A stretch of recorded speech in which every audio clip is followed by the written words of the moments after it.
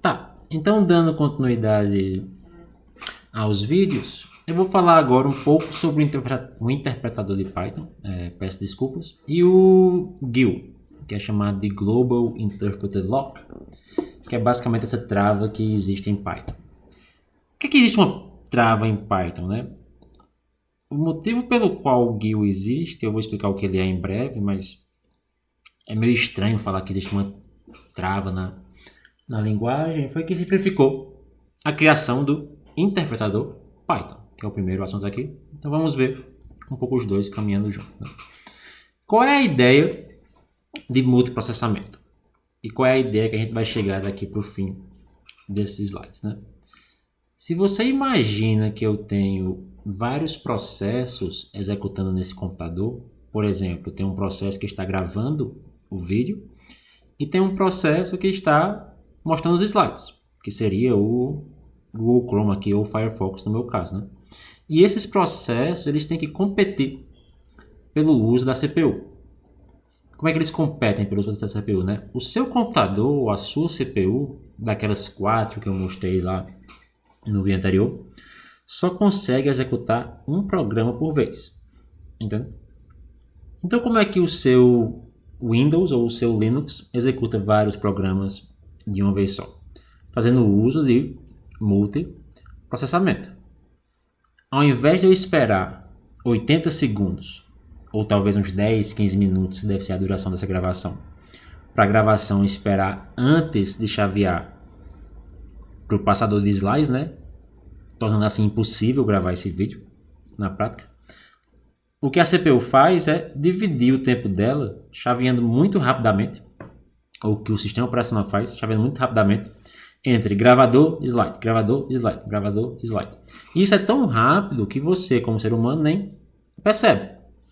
E mais do que isso, né? De vez em quando, alguns processos, tipo o Chrome, tem que fazer uma requisição de rede. Nesse momento, o Chrome não precisa mais de CPU, não precisa estar executando. Então ele pode cair fora, liberando tempo para outro processo tipo 1 em GCC. Então, multiprocessamento é uma forma que a gente implementa paralelismo. Isso é feito no sistema operacional, só que note que isso afeta o tempo de execução e a sequência qual os processos rodam. O seu interpretador Python é um desses processos que a gente vai entender um pouco mais a fundo em breve, né? Como eu mostrei ainda agora no outro vídeo, mas voltando aqui o foco. Uma máquina moderna tem 2 ou 4 CPUs, 4 seria um número mais comum, né? Isso aqui é só o que acontece quando eu executo um comando top, por exemplo, no Linux, que vai mostrar quais são os processos que estão rodando. Então, quando eu bati essa foto, tinha, por exemplo, um Spotify rodando e algumas outras coisas que não dizem muito respeito ao curso. E eles estão dividindo o tempo aqui usando os 4 processadores que tinham na minha máquina. E observe que tem um baixo uso dos processadores, porque no geral os processos não estão fazendo muita coisa. Tipo, essa gravação de vídeo ocupa muito tempo de CPU, mas o Chrome está parado esperando eu clicar para acordar de tempos em tempos. Mas, voltando, existem vários processos rodando em uma única máquina e como isso vai impactar a nossa vida em Python. Só mais um exemplo aqui mostrando no Windows, né? Para quem é mais acostumado com o Windows, se você for lá no seu Task Manager, vai mostrar que você tem tal CPU, está aqui a utilização dela e está sendo chaveado entre 106 processos. E esses processos, eles são quebrados em vários threads. Porque um processo só também pode ter vários fluxos de execução em paralelo. E o que é uma thread? Imagine um programa de computador. Imagine tipo o seu programa mais simples que você vai fazer, que seria x igual a 2, y igual a 3, 2 mais 3, 5, né? Essas 3 operações que você escreve em Python viram um conjunto de instruções que tem que ser executada na CPU, entende? Porque é a CPU quem realmente executa os processos. Então isso tem que virar código de máquina, entende? E esse código de máquina é que vai rodar lá na sua CPU. Um único processo pode criar vários fluxos de instruções que rodam em paralelo. Então, o que é um processo? Um processo é o Chrome. Um processo é Python. Um processo é o Visual Studio Code. O que é uma thread? Uma thread é uma sequência de instruções que pode rodar cada sequência serial, mas você pode ter várias delas, são várias threads rodando em paralelo, que o seu processo cria. Muitos de vocês só devem ter criado programas ou processos com um único fluxo, ou uma única thread, né? Mas a gente aqui no curso vai criar processos com mais de um fluxo de instruções.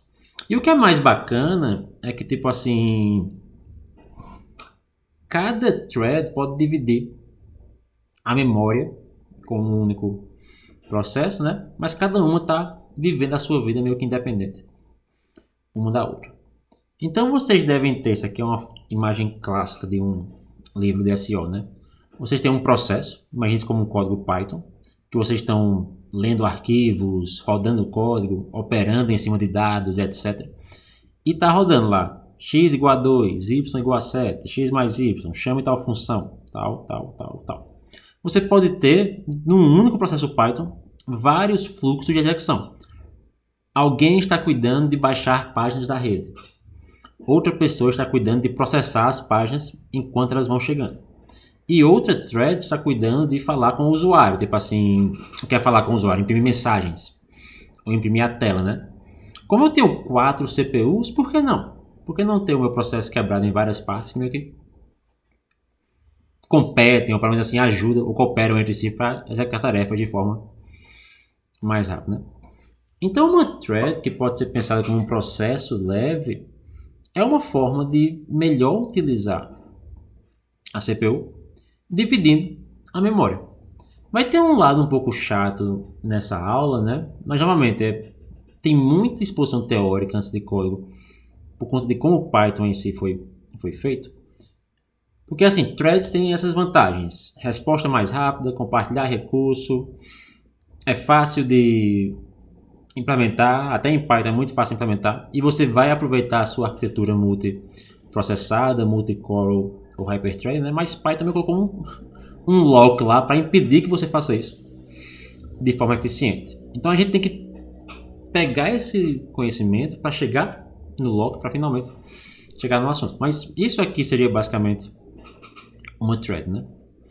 E quando a gente passa desse mundo muito bonito, que é, nossa, a gente consegue rodar código em paralelo, a gente vem para o mundo de Python, que por si só é uma linguagem muito elegante, mas vai ter as suas desvantagens, né? Então aqui é só uma brincadeirinha. Se vocês executam essa linha de comando aqui, import this em Python, ela vai executar, vai meio que dizer quais são as elegâncias de Python, né? Tipo assim, Python tem que ser uma linguagem bonita, de certa forma. Embora beleza de linguagem é uma coisa meio esquisita de pensar, mas ela realmente é bem simples e bem elegante, bem fácil de programar, né? Tenta simplificar a sua vida, deixar tudo explícito, entende? Tipo, leitura conta, enfim, nunca tenha erro silencioso, né? São uma pequena filosofia, um conjunto de filosofias que meio que levaram Python a ser o que é. Agora Python tem essa grande limitação, esse comando import that não existe, mas eu peguei essa piada de uma aplicação famosa na internet, né? Em que basicamente Python é elegante para vocês, mas tem decisões que foram tomadas ao criar a linguagem, né? Que é meio como esse GUI. E ninguém fala disso. Entende? Tipo assim, a gente fala disso nos cursos, mas assim, geralmente isso é aquele assunto que as pessoas meio que viram os olhos assim, porque meio que mostra que nem tudo é tão bonito. E o GUI é o que o nome fala. É um lock. É basicamente um cadeado. É basicamente um cadeado que impede código Python de ser eficiente. O código Python ele é lento, embora uma linguagem bonita e fácil de expressar um programa.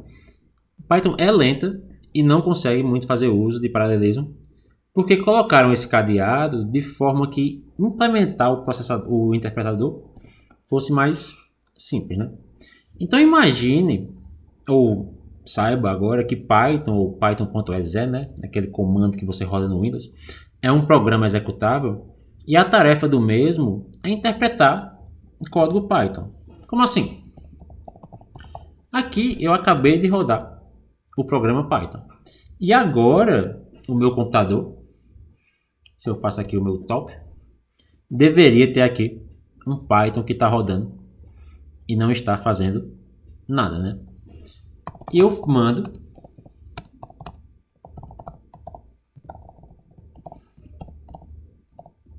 fazer alguma coisa. E agora eu interpretei uma execução ou um códigozinho Python, né? Você vê que pegou mais CPU e depois morreu. Deixa eu fazer uma coisa maior. E agora tem um código que está usando 100% de CPU, né? Então esse programa é o interpretador Python e o que ele está fazendo nesse momento é ler esse laço e rodar esse laço na CPU. Mesmo sendo um laço que não faz nada, observe o quanto de CPU eu ocupo. Quase 100% de uma CPU está sendo ocupada com esse processo que está rodando com tudo aqui, tá? Fazendo nada. Isso mostra um pouco porque Python é lento. Não deveria demorar tanto para fazer um for que não faz nada, né? Mas você pode imaginar que cada vez que eu entro nesse for, existe uma série de decisões que a linguagem faz para conseguir realmente executar isso dentro da sua CPU, né? E eu vou mostrar um pouquinho disso mais agora. Então a tarefa do programa Python é interpretar o seu código Python, ou interpretar outros programas Python, né? Tipo uma máquina virtual. Se vocês importam esse pacote this, e ele existe em qualquer distribuição Python, e eu defino aqui uma função fatorial, por exemplo, isso aqui, esse ponto int, Python é dinamicamente tipada, mas Python 3 permite agora eu dar uma dica de que n é um inteiro. Fica um código que eu acho mais bacaninha, assim, tá? Olha, eu vou receber um inteiro. A função não vai quebrar se eu não receber um inteiro, mas, por favor, passe um inteiro. Só para o programador saber que essa função funciona com inteiros. É só uma notação nova. Mas isso aqui é basicamente uma função fatorial, que vai computar um fatorial com um laço apenas. E se eu rodo esse this.this no FAT, vai ter aqui o que é que Python faz para rodar esse código. Isso aqui não é código assembly, não. Isso aqui é meio que o código da máquina virtual Python. E cada operação dessa aqui vai virar uma série de operações em assembly por baixo. Então só aquele for, ou um for muito parecido como está aqui, entende? Tipo, são umas 5 ou 6 operações em Python, entende? Que vai virar N operações em assembly, por isso que gasta tanta CPU. E em algum momento, Python vai chamar uma função, que é meio estranho chamar uma função trabalhando com números, né? Mas como vocês devem ter visto com o Fernando e com o Douglas, inteiros em Python também são objetos, né? Então multiplicar um inteiro por outro é meio que chamar uma função de multiplicação. E aqui tem o resto do código que eu não mostrei. Então o interpretador Python está lendo isso, load, store, setup, vai estar lendo isso, convertendo nisso e depois convertendo isso em código de máquina para na prática rodar no seu computador. Mas como a gente falou, né, o seu computador está rodando vários códigos. Está rodando Python, que por baixo vai virar Assembly, Firefox, por baixo vai virar Assembly, depois volta para Python, depois volta para Python, depois roda um editor de texto e está trocando isso meio que sem ordem. Entende? Não é muito fácil saber quem vai rodar agora não, né? Cada processo recebe uma fatia mínima de tempo para fazer um pouco sua tarefa e depois eu passo para outro, para outro, para outro e para outro, né? Isso é o chamado chaveamento de contexto na nossa CPU. Então, quando eu rodo esse código pela primeira vez, eu estou aqui. Depois eu rodo uma segunda instrução de máquina virtual Python. E nesse momento eu perdi a CPU. Não quer falar perder a CPU. O Firefox também está rodando. Na verdade, os dois já estão rodando nesse tempo, né? Então o SO passa um pouquinho de tempo para Firefox. Depois volta para Python e continua exatamente onde estava. É assim que surge o paralelismo no computador de hoje em dia. Né? E o que vai acontecer é que é o seguinte, eu não tenho só uma CPU, né? Eu tenho duas CPUs. Então, se eu tenho que computar o fatorial de dois números, então aqui eu tenho o fatorial de 1024 e o fatorial de 29.818, na parte de baixo aqui do meu slide, né? Por que eu não rodo cada um em uma CPU diferente? Se eu tenho duas na minha máquina, entende? Poupando assim 50% do tempo, dividindo meu tempo pela metade, né? Por que eu não consigo fazer isso?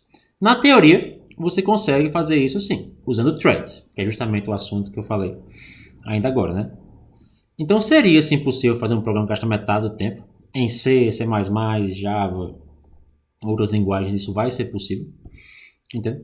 Só que Python não permite isso porque esses dois fluxos de execução, ou essas duas possíveis threads, estão no mesmo interpretador e esse interpretador Python fala, eu só consigo fazer uma coisa por vez. Talvez fique um pouquinho mais claro agora o que é esse GIL, mas é basicamente uma limitação que não permite que eu execute código em paralelo em Python, mesmo tendo N CPUs na minha máquina. Mas a API Python traz para vocês formas de lidar com isso, que a gente vai ver no curso. Então esse segundo vídeo também falou um pouco de código, né? Mas eu espero que ele traga para vocês o contexto de onde a gente quer chegar com o paralelismo, né? Assim, e quais vai ser as limitações que vai ter que burlar para chegar com o paralelismo e finalmente conseguir executar bases de dados em paralelo. No meu próximo conjunto de slides, eu vou passar uma tarefa para vocês de MapReduce no VPL, entende? Para vocês resolverem lá no VPL em sequência mesmo. Só que talvez com essa tarefa a gente consiga construir para a parte paralela. Quem está um pouco ansioso para código, não se preocupe, que em breve vamos ver código. O que eu quero é que vocês entendam o que é um processo, uma thread, e saibam que Python não permite multithreading de uma forma como outras linguagens permitem.